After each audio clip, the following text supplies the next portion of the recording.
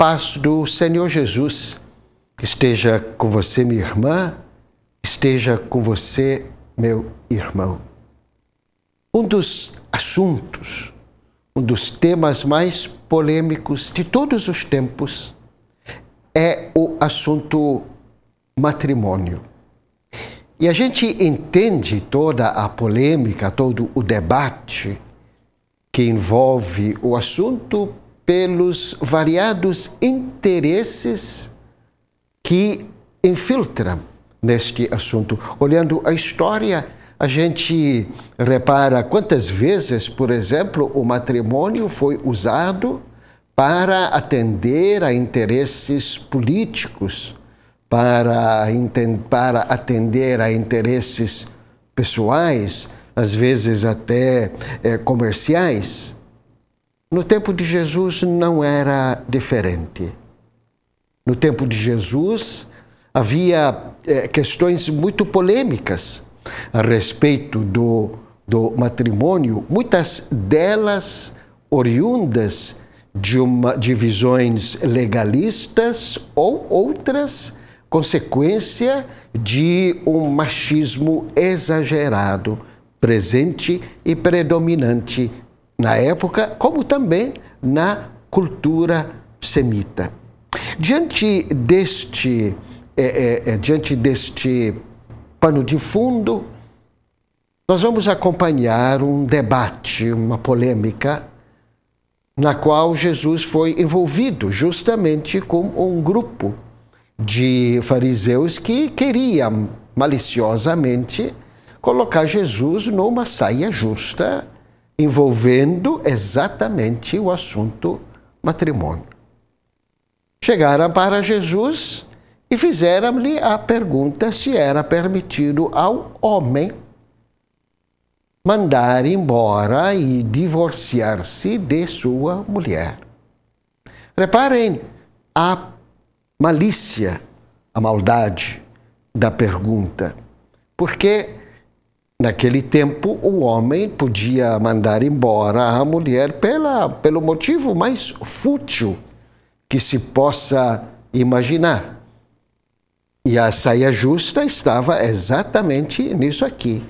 Se Jesus concordasse com esta prática, as mulheres, que eram em número grande, que o seguiam e que viam em Jesus uma esperança para que saíssem de uma situação dominadora, iam ficar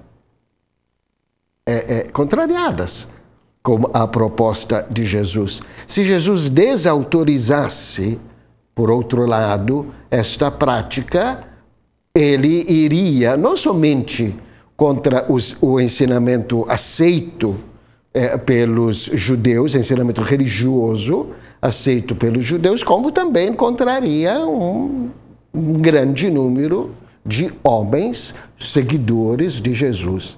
Então, imaginamos aquele grupo de fariseus fazendo aquele conchavo lá, bom, desta ele não escapa. Mudando o foco para Jesus, com ele nós aprendemos várias coisas. Primeiramente, ele não foge de um debate capcioso. De outro lado, porém, a percepção dele ia além do imediato. E aí, com muita sutileza e sabedoria, Jesus traz o debate para o campo dele. E ele, então, faz uma pergunta, devolve a pergunta aos fariseus: o que é que vocês leem na Bíblia? E o grupo já tinha a resposta pronta. Na Bíblia nós lemos que Moisés permitiu este libelo de divórcio. E aí, então, Jesus começa a sua catequese. Ele concorda, de fato, sim. Moisés permitiu este libelo de divórcio, mas por causa da dureza do coração de vocês, por causa do egoísmo, por causa dos interesses particulares que vocês fizeram como que sobressaíssem à lei, à ordenação divina. E aí, então, Jesus apela ou induz os seus interlocutores a olhar a Bíblia, não é? Vamos então olhar aquilo que na origem Deus imaginou para o homem e a mulher. E aí Jesus cita o livro do Gênesis. Aqui vale um parênteses importante. O livro do Gênesis, como a Bíblia inteira, aliás, não deve ser lida como se fosse um livro de ciência. O objetivo da Bíblia é fazer catequese, é ensinar teologia. O objetivo da Bíblia é fazer com que as verdades reveladas tenham eco, ressonância em nossa vida. E aí, então, citando o Gênesis, que os interlocutores de Jesus, não esqueçamos, sabiam e conheciam bem, Jesus, citando o Gênesis, mostra, em primeiro lugar, que esta mentalidade de um gênero superior a outro, isso não tinha fundamento bíblico nenhum. Pelo contrário, o texto sagrado demonstra que entre os gêneros, entre o masculino e o feminino, entre o homem e a mulher, existe igual dignidade.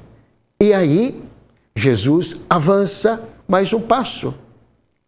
Pelo texto bíblico, é fácil deduzir que os gêneros devem ser complementares e não antagônicos. Ou seja, entre os gêneros deve existir a mais plena e perfeita complementariedade. O masculino encontra o seu complemento no feminino e o feminino encontra o seu complemento no masculino, a ponto de, continua Jesus citando o Gênesis, Deus dos dois quis formar uma só carne, demonstrando que a união marital, masculino e feminino, homem e mulher, Deus a quis para alcançar uma intensidade tão grande a ponto dos dois formarem uma única unidade. O que é que a gente então vai tirando desta lição preciosa de Jesus? Primeiro, que o matrimônio faz parte do plano original de Deus. Só esta verdade, amiga, amigo, já é suficiente para nos demonstrar que o matrimônio é algo sagrado. Sagrado no sentido de que ele faz muito bem para o ser humano, realiza o ser humano. Mas para que esta realização aconteça de verdade, são necessárias algumas premissas, alguns pré-requisitos. Por exemplo, a igualdade de dignidade. As partes devem se unir não por interesses escusos, mas por encontrar um no outro uma complementariedade perfeita. Se não existir respeito do masculino pelo feminino e do feminino pelo masculino, se não existir este respeito, eu diria, se não existir esta reverência, o matrimônio não alcança a sua plenitude. O primeiro pré-requisito para que esta união perfeita se realize. O segundo é que, ao se unir o masculino ao feminino, o feminino ao masculino, se forma não uma soma, mas uma comunhão entre as pessoas. Ou seja, a unidade tem que ser perfeita. E ao ser esta unidade perfeita, evidentemente ela tem que ser duradoura. Senão ela não é perfeita. Então, ao instruir e ao apelar pela Bíblia, para que o homem e a mulher são feitos um para o outro para se complementarem e formarem uma união perfeita, uma comunhão perfeita, Jesus está insinuando de uma forma muito clara: esta união precisa ser duradoura, precisa ser perene. Aqui, talvez fosse também necessário fazer uma reflexão. Às vezes, a gente conhece situações em que isto não foi possível. Nós não estamos falando de exceções. Diante destas situações, é preciso ter compreensão.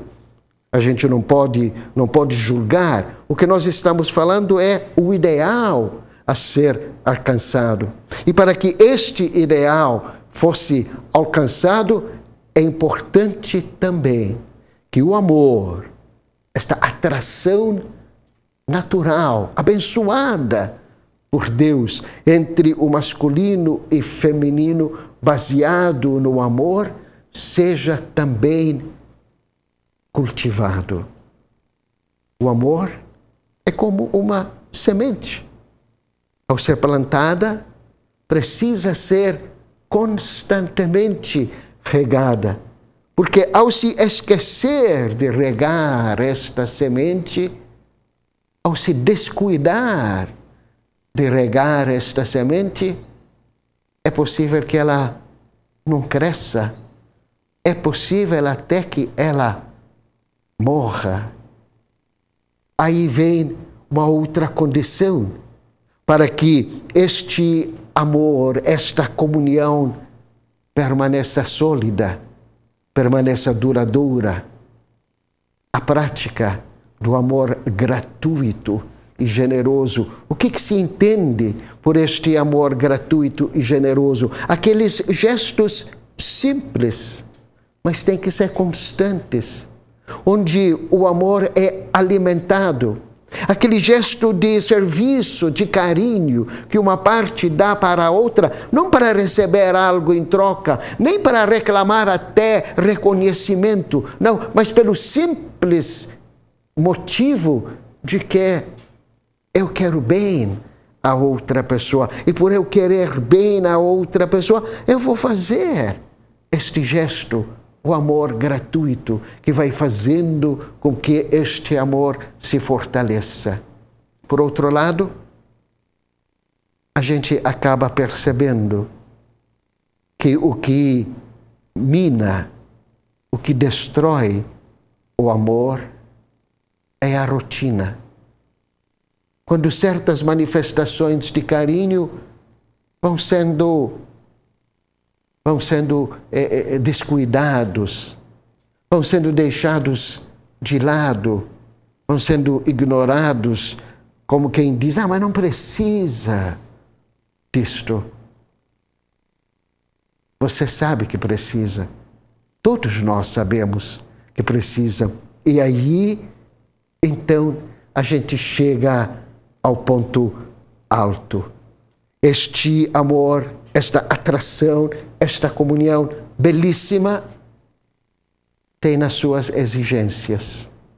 E diante destas exigências, ao entender e reconhecer estas exigências, o ser humano tem uma opção: ou dizer sim a elas, mas um sim consciente, entendendo que é preciso a prática constante de renúncia, ou então dizer não a estas exigências. E ao dizer não, ao querer alimentar esta união, não à moda de Deus, mas à moda nossa dos seres humanos, talvez o resultado não seja esta alegria de um amor duradouro, amadurecido, mas sim de um amor fracassado. A família faz parte do plano de Deus. E se ela faz parte do plano de Deus, é porque faz bem ao ser humano.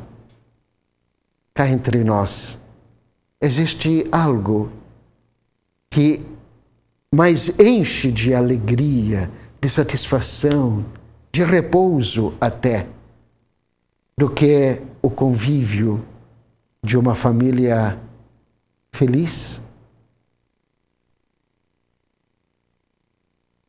Que a paz do Senhor Jesus permaneça com você e com todos aí em sua casa.